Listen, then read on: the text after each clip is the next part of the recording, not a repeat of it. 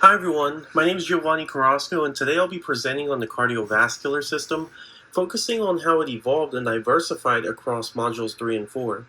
I'll connect changes in the environment to changes in circulation, and then I'll go deeper on a salamander for module 3 and a sea turtle for module 4.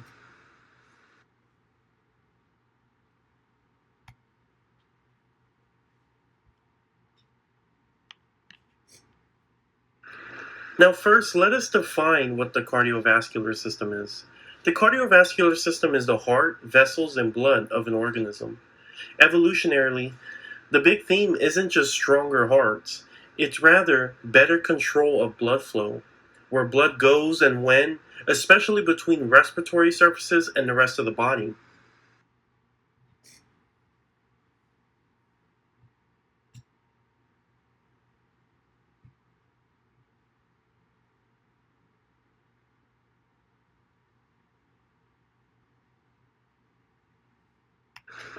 You then may ask, how does this relate to Module 3 and 4?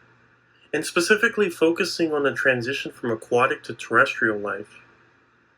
In Modules 3 and 4, vertebrates face environments where oxygen access changes, like switching between air and water, or breath holding underwater. Natural selection would favor these kinds of animals that can keep tissues oxygenated by adjusting heart rate, blood flow, and blood routing.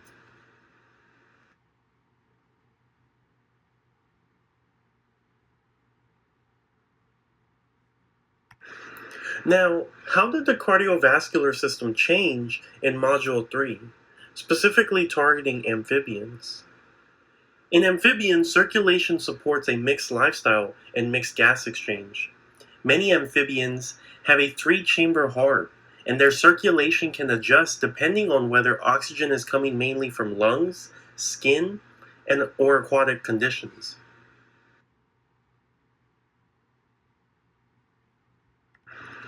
Secondly, how did the cardiovascular system change in Modules 4, pertaining to non-avian reptiles? In reptiles, lungs become the main gas exchange organ. Many reptiles show strong control of circulation, often including shunting and reflexes that support breath holding. Importantly, I'm staying within modules 3 and 4. I won't be introducing a true four-chamber heart here. Now let us get into the organism detailed section, where we'll be elaborating on each organism and their function and why. My Module 3 organism is the tiger salamander. It's a great example because it can face aquatic hypoxia, or low oxygen water, and its cardiovascular system has to adjust to keep oxygen delivery working.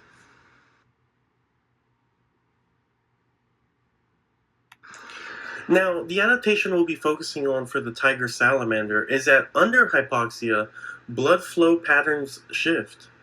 A primary study on tiger salamanders directly tested how blood flow patterns change between aquatic normoxia and hypoxia using a microsphere method. The results show that salamanders can alter how blood flow moves through their circulation under low oxygen. That's adaptive because when oxygen in water drops, individuals that can adjust flow patterns will better maintain oxygen delivery to critical tissues and survive longer.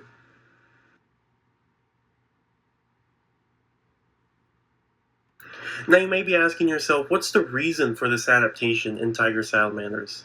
And it's that this trait makes sense within the salamander ecology. Still in warm water can become hypoxic.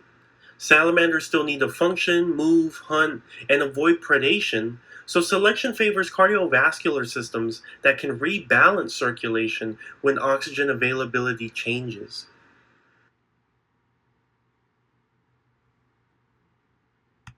Secondly, we'll be discussing the Module 4 organism, which would be a sea turtle known as Chelonia mitis. Sea turtles dive on a single breath and can stay submerged for extended periods, so oxygen becomes a limiting resource. That creates a strong selection for cardiovascular strategies that actually conserve the oxygen. Now, the different adaptation that sea turtles have adopted is that they can lower their heart rate underwater and increase their heart rate once activity or ventilation occurs. A primary study measured heart rate during voluntary dives in captive green sea turtles, recording the ECG or electrocardiogram along with depth and activity. It found that heart rate is generally very low during resting dives, but turtles can show fast increases, especially around activity and ventilation, almost as if they were turning it on or off. This is a major cardiovascular adaptation because it lets turtles save oxygen during submergence and then move oxygen quickly when they surface or become active.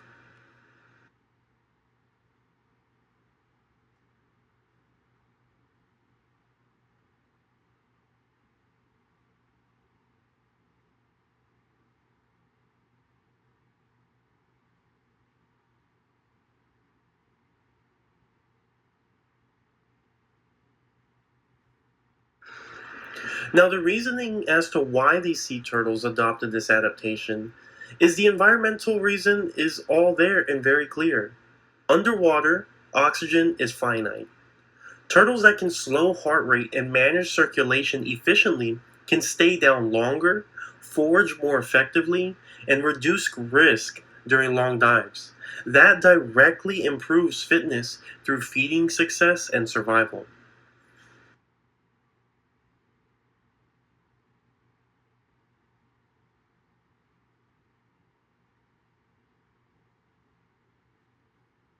Now let us compare the Module 3 and Module 4 organisms. Salamanders have shown a cardiovascular flexibility that helps them deal with the varying environmental oxygen levels. Unlike sea turtles who are given a finite amount of oxygen, they show cardiovascular control tuned for breath holding and their diving. Despite this, across modules 3 and 4, the core trend is that better regulation and routing of blood flow in response to environmental pressures has increased both of the organisms' fitness.